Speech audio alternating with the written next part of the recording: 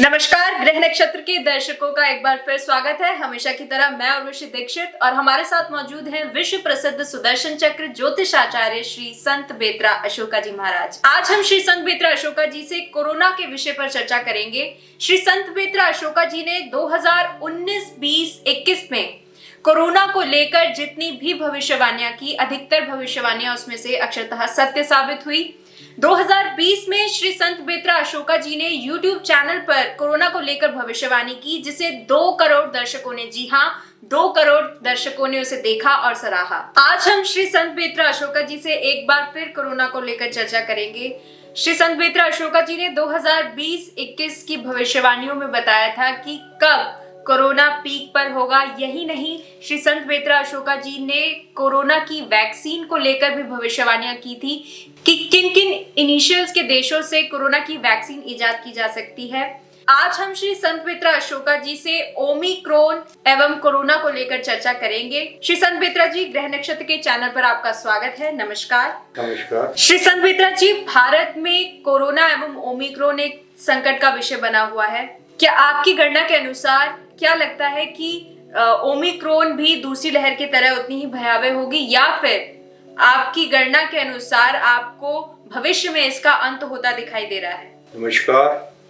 देखिए, कोरोना की 3rd wave के बारे में मैंने 6 महीने पहले ग्रह नक्षत्र पर ही भविष्यवाणी कर दी थी कि तीसरी लहर जो है नवंबर के लास्ट वीक से लेकर दिसंबर के 2nd वीक के बीच में आ रही है, और वो जो है आपकी डेल्टा प्लस जो कोरोना का वेरिएंट था उससे भी घातक होगी। आप साइंटिफिकली देखिए, इस टाइम जो ओमिक्रॉन वर्ल्ड वाइड स्प्रेड हुआ है, तो नवंबर के लास्ट वीक से उसकी न्यूज आना शुरू हुई है, और अब जो उसकी न्यूज आ रही है कि ओमिक्रॉन जो है 10 टाइम मोर इन्फेक्शियस है, मतलब इसका स्प्रेड जो है वो 10 टाइम है। अब ये सब जानने के लिए आपको मैं संवत 2078 की कुंडली पे विवेचन करूंगा, आपको बताऊंगा। देखिए, मैंने जब 2078 की कुंडली का विवेचन किया था, उसमें मैंने बताया था कि इसमें सबसे घातक जो है, सबसे वीक और सबसे घातक जो है बुध ग्रह। इस समय जो है बुध में शनि में आपका जो है शुक्र का अंतर चल रहा है। बुध में शनि का अंतर और शुक्र का प्रत्यांतर, और 2022 का नंबर 6 बनता है, जिसका मालिक शुक्र है। 2022 का जो मैंने मल्टीपल नंबर बताया था वो 8 था, जिसका स्वामी जो है शनि। अब इसमें तीनों ग्रह हैं, बुध भी है, शनि भी है और शुक्र भी है। 2022 के स्टार्ट में ही ओमिक्रॉन ने पूरे वर्ल्ड में दहशत मचा दी है, जिस स्पीड से ये स्प्रेड कर रहा है। तो बुध की जो क्वालिटी है वो क्या है, उसको अगर आप छिटका देते हैं, पटक देते हैं, दैट इज मरकरी। अगर उसको आप नीचे छोड़ देते हैं तो वो बिखर जाएगा, आपको उतना नुकसान नहीं देगा। लेकिन अगर बुध अच्छा नहीं है तो आप उसको छिटका के रखिएगा। अगर बुध अच्छा है तो उसको इकट्ठा करके रखिएगा, तो आपके सामने पूरी मरकरी होगी। इस समय बुध का जो महादशा 2078 संवत के हिसाब से, उसमें बुध बहुत कमजोर है। शनि जो है, शनि का अंतर और शुक्र का प्रत्यांतर होने के कारण, तो आपको जो सबसे बड़ी सावधानी जो है वो आपको कहीं पे भी मॉब में नहीं जाना है, कहीं पे भी हैवी गैदरिंग नहीं होनी चाहिए, क्योंकि ओमिक्रॉन की जो स्प्रेडिंग स्पीड है वो आपकी डेल्टा प्लस से 10 टाइम्स ज्यादा होने के कारण ये जो है ऑलमोस्ट हर एक व्यक्ति को टच करेगा, कोई ही इससे बचेगा।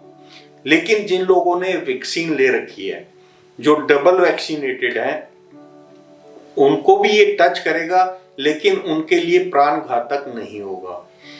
ये बच्चों के लिए खतरनाक है। मैंने अपनी भविष्यवाणी में साफ ये बताया था कि जो ये वाला थर्ड जो वेव है इसमें बच्चों के लिए ये खतरनाक साबित होगी या फिर 60+ वालों के लिए खतरनाक साबित होगी।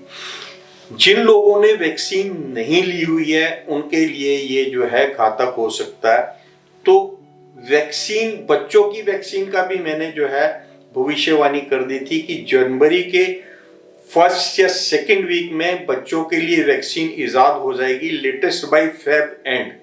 जो 2 साल से ऊपर के बच्चे हैं उनके लिए भी मार्केट में वैक्सीन आ जाएगी, जो ऑलमोस्ट जो है ट्रायल के बाद रेडी है।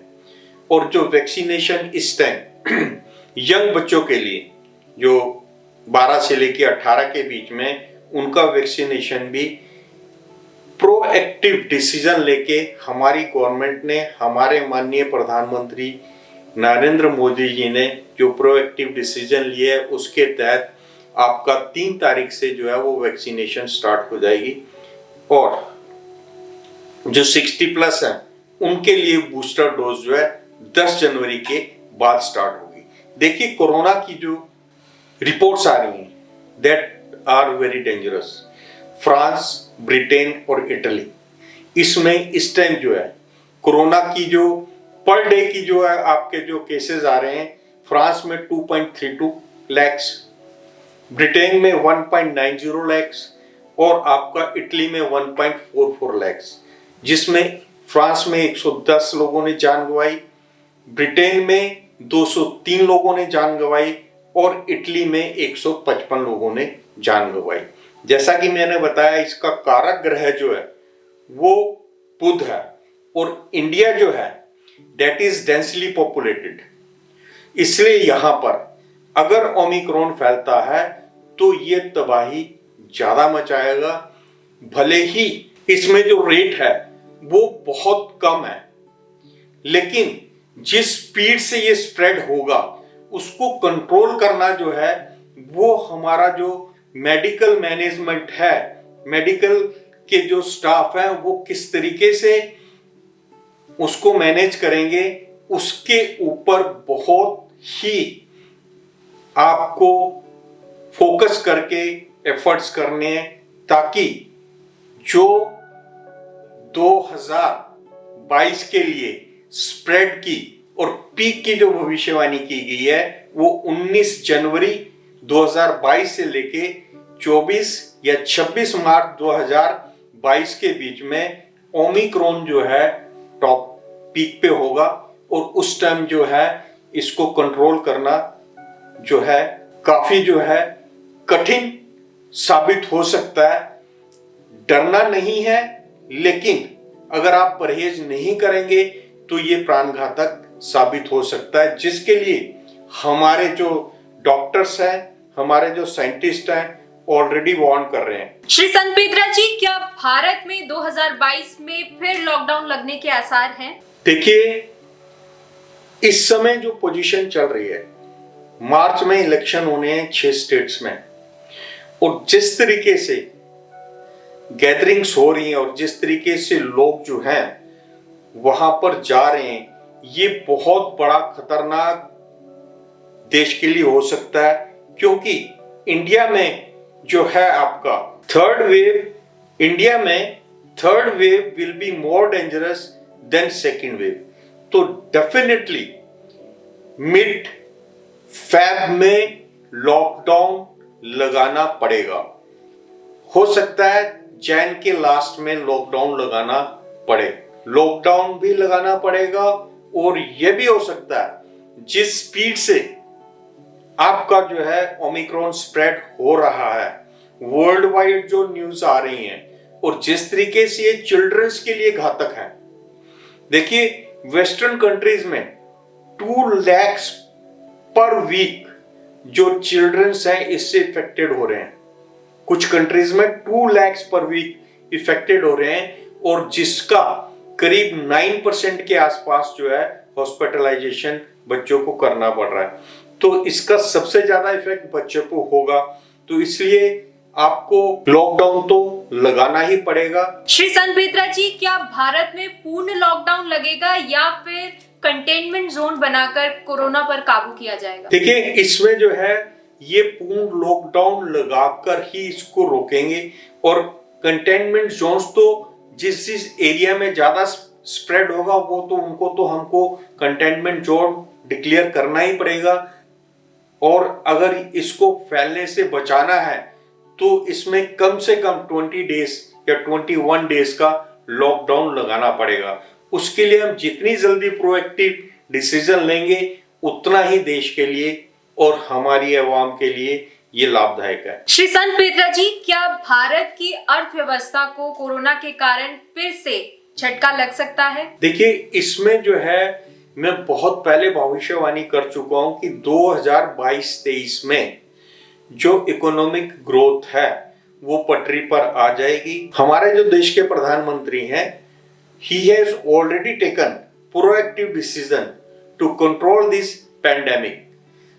आप ये देखिएगा कि कोरोना से बचाव के लिए अभी भी जो पॉवर्टी लाइन से नीचे के लोगों उनको फ्री में राशन जा रहा है। मेन चीज जो है, जो इसका जो मेन इफेक्ट पड़ेगा जो लेबर क्लास है उसके ऊपर है। और उनका जो डेटा है सरकार के पास होने के कारण सरकार जो है उनको किसी भी तरीके से निराश नहीं करेगी, उनके घर में चूल्हा जलेगा। श्री संत बेत्रा जी, क्या आने वाले समय में कोरोना का अंत देखने को मिलेगा या फिर सृष्टि ऐसे ही चलेगी? देखिए, जैसे मैंने अपनी 2022 की 22 भविष्यवाणियों में ये बताया था कि इस टाइम जो है 2011 से रुद्र की बीसी चल रही है जो 2031 तक रहेगी।